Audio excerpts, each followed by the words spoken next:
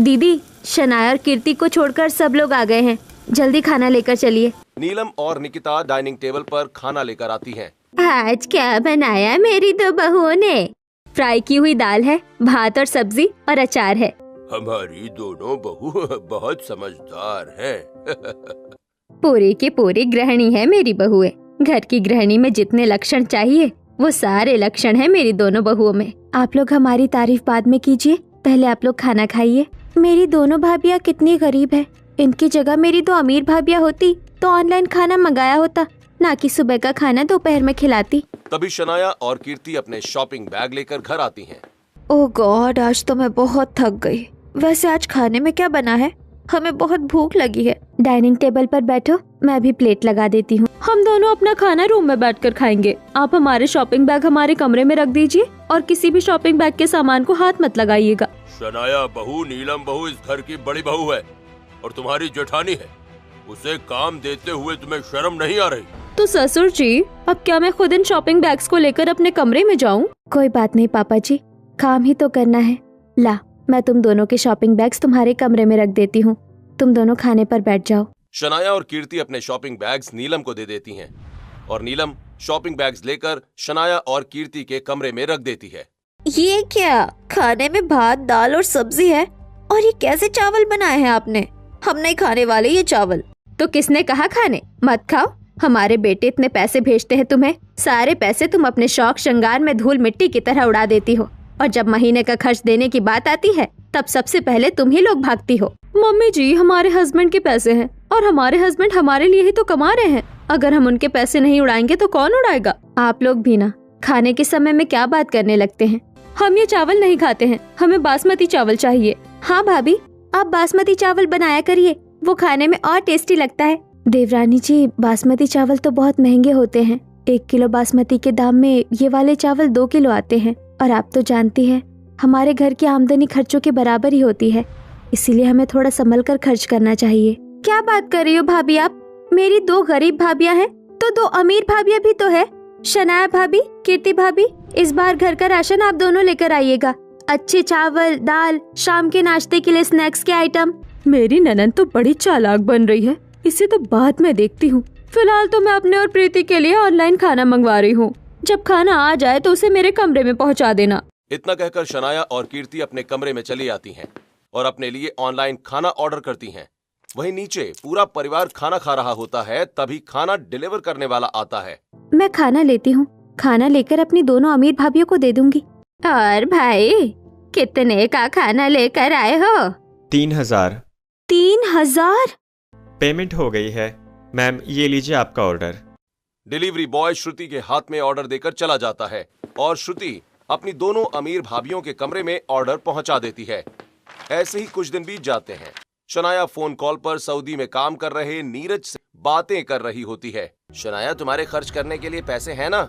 नहीं, तुम्हारे भेजे सारे पैसे तुम्हारा घर चलाने में ही लग जाते हैं। अरे, दोनों बड़े भैया भी तो वहाँ कमाते हैं, उनकी कमाई कहाँ जाती है?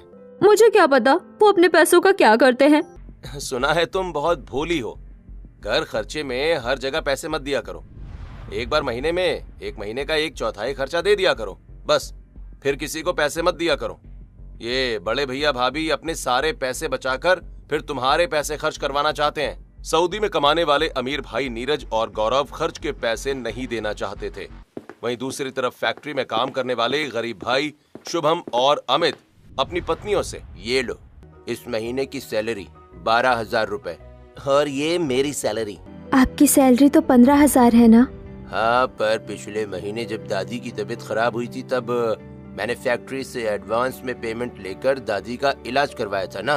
हमें पता है कि हमारी इतनी कम कमाई में पूरे परिवार को चला पाना बड़ा मुश्किल है, लेकिन छोटे भाइयों को पढ़ा लिखा कर दुबई भेजने के लिए हमने पढ़ाई नहीं की, इसलिए हमें कोई अच्छी जॉब भी नहीं मिली। आप लोग दुखी मत होइए, आपका अपने भाई को पढ़ाने का सपना तो पूरा हो गया ना, और इन पैसों में हम लोग घर चला लेंगे। आप तो चिंता मत कीजिए। ऐसे ही 2 दिन बीतते हैं और फिर अगले दिन, बहू, मेरी दवाइयाँ खत्म हो गई है। हाँ बहू, मेरी भी शुगर की दवाई खत्म हो गई है, और माँ जी के इंसुलिन की भी डेट आ गई है। इस महीने तो काफी खर्चा है। हाँ, कोई बात नहीं, मेरे 2 बेटे सऊदी में काम कर रहे हैं तो उनसे बात करता हूँ। राम मोहन सऊदी में रहने वाले अपने छोटे बेटे गौरव को फोन करते हैं। नमस्ते पापा। खुश रहो बेटा। इस महीने का खर्च नहीं भेजा? पापा, कीर्ति के बैंक अकाउंट में डाल दिया है, उससे ले लीजिएगा आप। ठीक है बेटा, अपना ख्याल रखना। इतना कहकर राम मोहन फोन काट देते हैं। कीर्ति बहू, गौरव ने जो दवाइयों के पैसे भेजे हैं ना, उन पैसों से हमारी दवाई लेती है। मेरे पास कोई पैसे नहीं है। गौरव ने पैसे भेजे हैं ना? पर मेरे अकाउंट में कोई पैसा नहीं है। कोई बात नहीं दीदी, आप बैंक में एक बार पता कीजिएगा और दवाइयाँ हम लोग ले लेंगे। ऐसे ही 2 दिन बीतते हैं और फिर अगले दिन रविवार के दिन बहुएं घर खर्च का हिसाब कर रही होती हैं। सबकी दवाइयाँ, इलेक्ट्रिसिटी बिल, घर का राशन, कीर्ति की college fees, tuition fees, factory आने जाने का खर्च, सब्जी, तरकारी के पैसे। सिर्फ 3,000 रुपए बचे हैं। अब इसमें पूरा महीना बिताना है। वहीं दूसरी तरफ शनाया और कीर्ति ब्यूटी पार्लर में। मैं फेशियल भी कर दूं, सिर्फ 5,000 रुपए। हाँ कर दो। मेरा भी कर दो। ऐसे ही कुछ दिन बीतते हैं और एक दिन, बात तो सही है, श्रुति शादी के लायक तो हो गई। तो श्रुति के लिए कोई अच्छा सा लड़का ढूंढना शुरू कीजिए। और बहुओं, तुम लोगों की नजर में भी कोई अच्छा लड़का हो तो बताओ। मम्मी जी, एक दूर के रिश्तेदार का बेटा है शादी के लिए। सुना है बड़ा अच्छे दिल का लड़का है और परिवार में बहुत अच्छा है। अच्छे लड़के आजकल मिलते कहाँ हैं? तुम उसके बारे में थोड़ा पता करो। अगर सच में अच्छा लड़का है तो रिश्ते की बात करने बुला लो। दीदी, बुआ को फोन करो। पूरे खानदान की उनसे अच्छी रिपोर्ट कोई नहीं दे सकता। नीलम अपनी बुआ सुधा को फोन करती है। बोलो बेटी। बुआ, आप शादी के लिए किसी लड़के के बारे में बता रही थी। हाँ बेटी, बहुत ही नेक दिल का लड़का है, परिवार भी बहुत अच्छा है, लड़का कमाता भी अच्छा है और कोई नशा कभी नहीं करता है। वैसे किसकी शादी करवानी है? वो मेरी ननंद की। तेरी ननंद भी बहुत प्यारी बच्ची है। मैं तो कहती हूँ चटमंगनी पटव्या करवा दे। बुआ, मैं आपको अपनी ननंद की तस्वीर भेजती हूँ, आप लड़के वाले को दिखा दीजिएगा। अगर उनको हमारी ननंद पसंद आती है तो आप उन्हें मेरे ससुराल भेज दीजिए। ठीक है। नीलम सुधा को श्रुति की फोटो भेजती है और सुधा श्रुति की फोटो शारदा के परिवार को भेज देती है। और फिर चाय पीते बालकनी में शारदा का परिवार। अक्षय के लिए एक लड़की का रिश्ता आया है।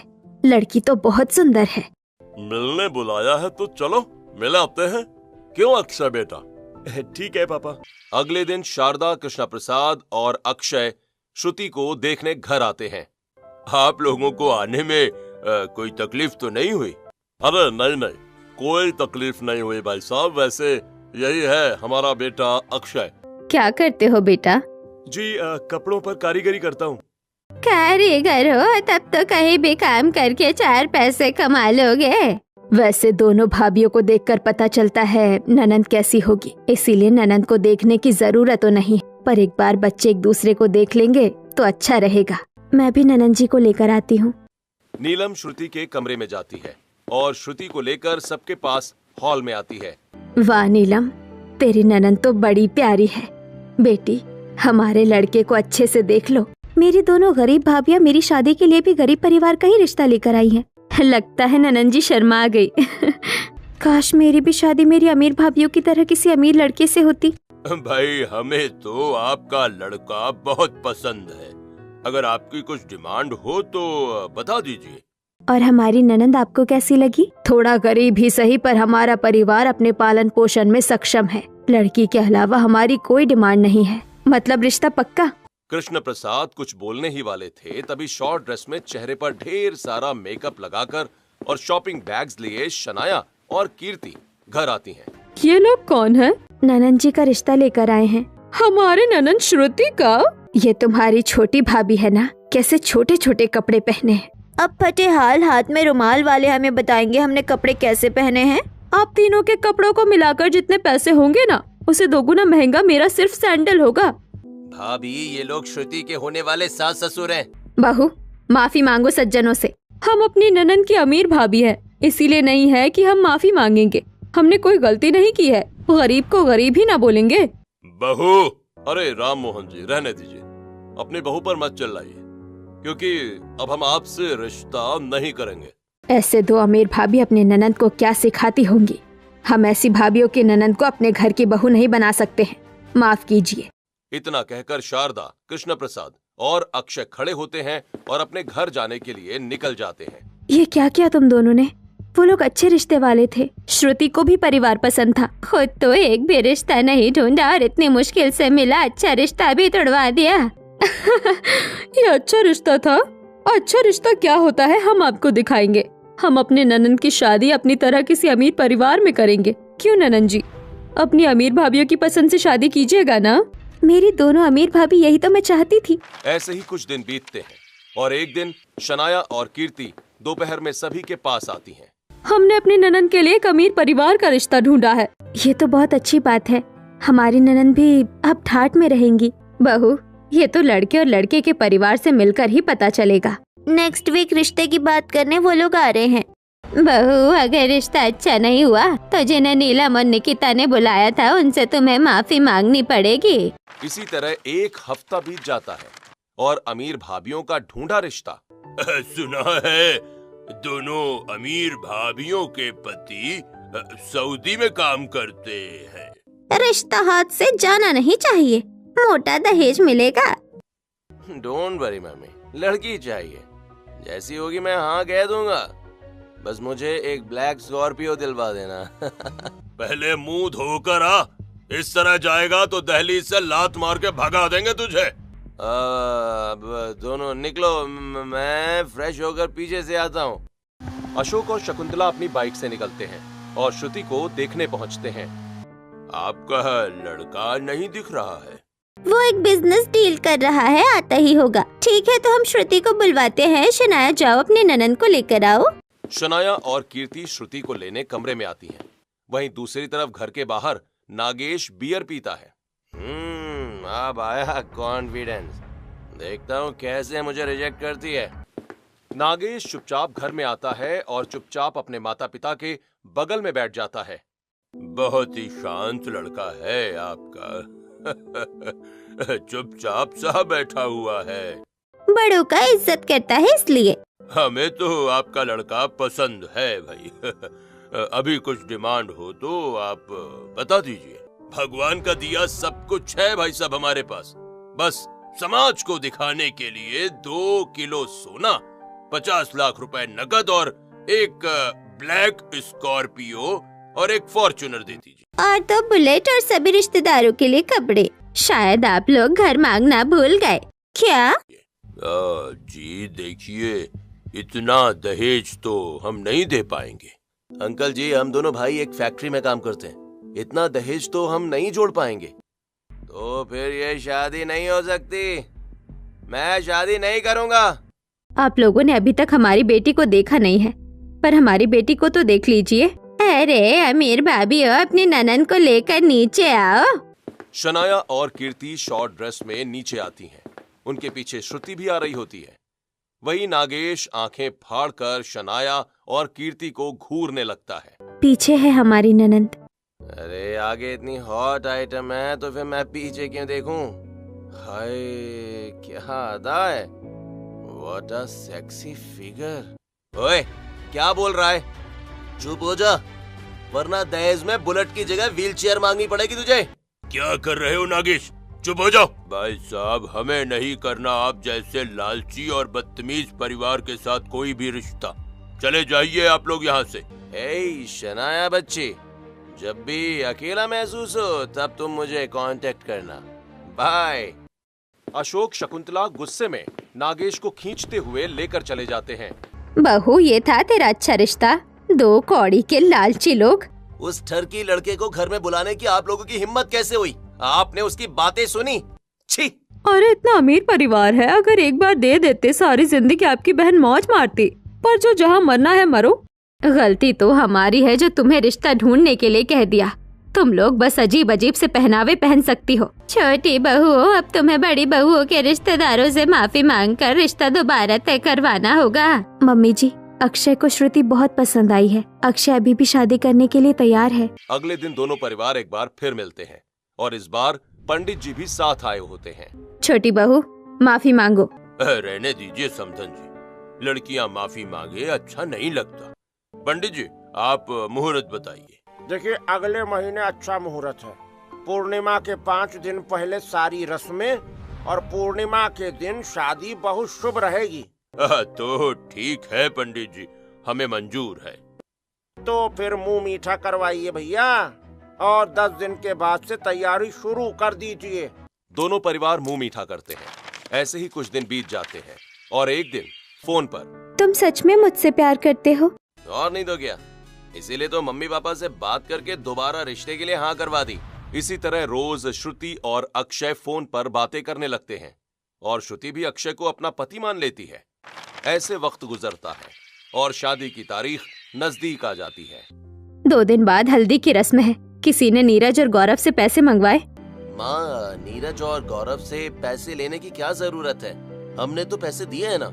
अरे तुम्हारी छोटी सी सेविंग से शादी नहीं हो पाएगी। छोटी बहुओं, अपने पति से पैसे मंगवा लो और श्रुति को हल्दी के कपड़े भी दिलवा देना। कल्याणी की बात से शुभम और अमित थोड़ा दुखी हो जाते हैं। वहीं दूसरी तरफ शनाया और कीर्ति अपने पति से वीडियो कॉल पर, छोटी सी रस्म आई नहीं कि आप लोगों से पैसे मांगने कह दिया। कोई फोन करे तो आप पैसे मत दीजिएगा। यार हम लोग सीधा शादी के दिन आएंगे। पहले आएंगे तो सारा खर्च हमें ही करना पड़ेगा। मैं थोड़े पैसे भेज देता हूँ, फिर कोई पैसे मांगे तो कह देना कि बैंक अकाउंट सीज हो गया है। ठीक है, हम फोन रखते हैं। वहीं दूसरी तरफ श्रुति अक्षय से फोन पर बात कर रही होती है। हे, हल्दी के दिन क्या पहन रही हो? मेरी दोनों अमीर भाभी जरूर मुझे कुछ स्पेशल ड्रेस दिलवाएंगी। ड्रेस की फोटो भेजना ना। हल्दी रस्म के एक दिन पहले दोनों गरीब भाभी और दोनों अमीर भाभी हल्दी के कपड़े खरीदने शॉपिंग मॉल आती हैं। भाभी, आप मेरे लिए हल्दी की कौन सी स्पेशल ड्रेस ले रही हैं? तुम्हें जो पसंद है ले लो। ये देखिए, हल्दी की ट्रेंडिंग डिजाइनर ड्रेस। और दिखाइए। दुकानदार श्रुति को कई सारी ट्रेंडिंग डिजाइनर ड्रेस दिखाता है, जिसमें से श्रुति एक हल्दी की ड्रेस पसंद कर लेती है। मैम, 10,000 कैश या कार्ड? ऑनलाइन ट्रांसफर करेंगे। कीर्ति ऑनलाइन पैसे ट्रांसफर करने की एक्टिंग करती है और फिर, अरे, इनका बैंक अकाउंट सीज हो गया, पैसे ट्रांसफर नहीं होंगे। अब क्या करे, कार्ड भी नहीं है, कैश भी नहीं है। मैं हल्दी ड्रेस कैसे लूंगी? श्रुति, हमारी शादियों के पैसे हैं, उनसे ड्रेस तो नहीं आएगी पर एक हल्दी की साड़ी आ जाएगी। आप दोनों गरीब भाभियाँ मुझे सिर्फ साड़ी ही दिला सकती हैं। श्रुति, कल तुम्हारी हल्दी है, अभी जो है वो ले लो, और भी बहुत तैयारी करनी है। नीलम और निकिता श्रुति के लिए एक सिंपल हल्दी की साड़ी खरीद लेती हैं और फिर सभी घर आ जाते हैं। कल सुबह से ही हल्दी की रस्में शुरू हो जाएंगी। जल्दी जल्दी घर सजाओ, खाने वगैरह का भी इंतजाम करना पड़ेगा। मम्मी जी, घबराइए मत, हम लोग मिलकर सब कर लेंगे। नीलम और निकिता बाजार से फूल खरीद कर लाती हैं और अपने हाथों से पूरे घर को फूलों से सजाने लगती हैं। वहीं दूसरी तरफ शनाया और कीर्ति हल्दी के लिए ड्रेस खरीदने आई होती हैं। हमें वो 10,000 वाली ड्रेस दे दो, 2 पीस। कैश और कार्ड? कैश। शनाया और कीर्ति कैश पेमेंट देकर डिजाइनर हल्दी ड्रेस खरीद लेती हैं। वहीं दूसरी तरफ रात में, अब मैं हल्दी में डिजाइनर ड्रेस नहीं पहन पाऊंगी, एक सिंपल साड़ी पहननी पड़ेगी। श्रुति की बात सुनकर नीलम और निकिता हॉल में, हमने अपनी साड़ी के पैसों से ननन जी को हल्दी की साड़ी दिलवाई, पर ननन जी को उनकी हल्दी की साड़ी पसंद नहीं है। निकिता, घर से जाने के लिए जो फूल आए थे उनमें से कुछ फूल बचे हैं, उन फूलों को हम उनकी साड़ी पर लगा देते हैं, साड़ी थोड़ी यूनिक लगेगी। नीलम और निकिता रात भर साड़ी पर पीले फूल और गुलाब के फूल लगाती हैं और अगली सुबह पूरा घर हल्दी थीम में तैयार हो जाता है। सभी मेहमान भी आ गए होते हैं और श्रुति अपनी स्पेशल साड़ी में हल्दी रस्म में बैठी होती है। श्रुति की ड्रेस तो बहुत यूनिक है। ऐसी यूनिक ड्रेस कभी नहीं देखी। कहाँ से लिया ड्रेस? ली नहीं है, मेरी गरीब भाभीयों ने बनाई है। अपनी ननन के लिए इतनी अच्छी ड्रेस बनाकर खुद सिंपल साड़ी में घूम रही हो। अरे सब काम तो यही लोग कर रही हैं। तुम्हारी अमीर भाभी कहाँ है? वो भी तो हल्दी लगाएंगी। तभी शनाया और कीर्ति हल्दी ड्रेस पहनकर आती हैं, जिसे देखकर सभी रिश्तेदार हंसने लगते हैं। आप लोग हंस क्यों रहे हैं? हल्दी ननन की है और भाभी हल्दी ड्रेस पहन कर आएगी तो लोग हंसेंगे ही ना। भाभी, हमारे पास पैसे तो नहीं थे, आपने ये ड्रेस कैसे ली? अरे ये तो बहुत पहले ली थी हमने। श्रुति, तेरी अमीर भाभीयों के पहनावे से अच्छा है तेरी दोनों गरीब भाभीयों का पहनावा। इस तरह शनाया और कीर्ति का हल्दी रस्म में मजाक बन जाता है। ऐसे ही हल्दी की रस्म पूरी होती है और फिर अगले दिन अरे पूरा घर सजाना है, जल्दी मजदूरों को बुलाओ, पूरा घर सजाओ, शाम को मेहंदी रस्म है। दीदी, हमारे पास इतने पैसे नहीं है कि मजदूरों से घर सजवाए। मम्मी जी, मजदूरों को बुलाने की क्या जरूरत है, हम लोग है ना, शाम तक सब हो जाएगा। बहू, रजाई गद्दे भी मंगवा लेना मेहमानों के सोने के लिए। घर तुम लोग सजा लोगे? पड़ोसी किस दिन काम आएंगे, हमारे इतने अच्छे पड़ोसी है, थोड़ी मदद उनसे हम ले ही सकते हैं। दोनों गरीब भाभियां मिलकर मेहंदी रस्म के लिए पूरा घर सजाती हैं। वहीं दोनों गरीब भाभियां पड़ोसियों से, हम रजाई गद्दे मंगवाना भूल गए हैं, हमें आप लोगों की मदद चाहिए। बहू, मेरे सारे रजाई गद्दे ले ले। बहू, मेरे भी सारे रजाई गद्दे ले ले। बहू, जो चाहिए ले ले और अपनी ननद की शादी अच्छे से करवाना। दोनों गरीब भाभियां रजाई गद्दे लेकर अपने घर में बिछा लेती हैं। वहीं अमीर भाभी यहाँ फेस पैक लगाकर बैठी होती है। अरे बड़ी बहू इतना काम कर रही है, तुम लोग क्या फेस पैक लगा कर बैठे हो? आप लोग श्रुति को मेहंदी लगा दीजिए। हमारे पास इसीलिए शादी में नहीं काम कर रहे हैं कि हम किसी को मेहंदी लगाए। हम अमीर भाभियां हैं, हम मेहंदी फंक्शन एंजॉय करेंगे, काम तुम लोग करो। नीलम और निकिता एक सिंपल सी साड़ी पहनकर तैयार होती हैं और शाम को मेहंदी फंक्शन में श्रुति को मेहंदी लगाती हैं। वहीं दूसरी तरफ शनाया और कीर्ति अपने मेहंदी फंक्शन में शॉर्ट ड्रेस पहनकर आती हैं। अगर तुम्हें स्टाइलिश कपड़े पहनने हैं तो श्रुति के जैसे कपड़े नहीं मिलते हैं। जरा देखो उसके मंगेतर ने कितनी अच्छी मेहंदी ड्रेस डिजाइन करके भेजी है। हल्दी मेहंदी दोनों में तुम दोनों ने कोई काम नहीं किया, ऊपर से हमारा मजाक अलग से उड़वा रही हो। कल संगीत फंक्शन है, अच्छे कपड़े पहनना। इसी तरह मेहंदी फंक्शन भी खत्म होता है और अगले दिन संगीत फंक्शन के लिए अक्षय श्रुति को अपनी डिजाइन की हुई ड्रेस भेजता है। चलो, अच्छा है पहनावे की टेंशन खत्म हुई। बहुओं, तुम दोनों भी संगीत के लिए कुछ अच्छे कपड़े ले लो। पापा जी, संगीत ननन जी की है, हमारी थोड़ी ना। वैसे भी हमारे पास साड़ी है, हम पहन लेंगे। इसी तरह शाम को संगीत की रस्म शुरू होती है। दोनों भाभियां अपनी ननद के साथ नाच रही होती हैं। आमिर भाभिया कहाँ है? तभी शनाया और कीर्ति श्रुति के जैसे कपड़े पहनकर मंच पर आ जाती हैं और आइटम सॉन्ग पर डांस करने लगती हैं। इसे कहते हैं गाना। अरे, ये कैसे गाने बजाए हैं आप लोगों ने, बंद कीजिए इसे। आप लोग जो बजाते हैं वो गाना नहीं भजन लगता है।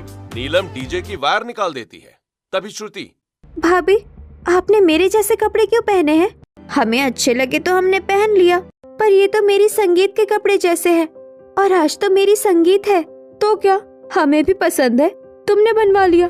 ननन जी, संगीत ही तो है, रहने दीजिए ना। शनाया और कीर्ति को देखकर श्रुति का मुंह खुल जाता है और इसी तरह संगीत की रस्म भी पूरी हो जाती है। और फिर अगले दिन मेरे ब्राइडल मेकअप का क्या होगा? हमारे पास पैसे नहीं है मेकअप आर्टिस्ट को बुलाने के लिए। ननन जी, आप निराश मत होइए, आपका मेकअप हम लोग करते ही हैं, शादी में भी कर देंगे। मुझे ब्राइडल मेकअप करवाना है। इतना कहकर श्रुति उदास होकर चली जाती है। वहीं नीलम और निकिता रात भर यूट्यूब से सीखकर एक दूसरे के ऊपर मेकअप प्रैक्टिस करती हैं और फिर शादी के दिन मैरिज हॉल में।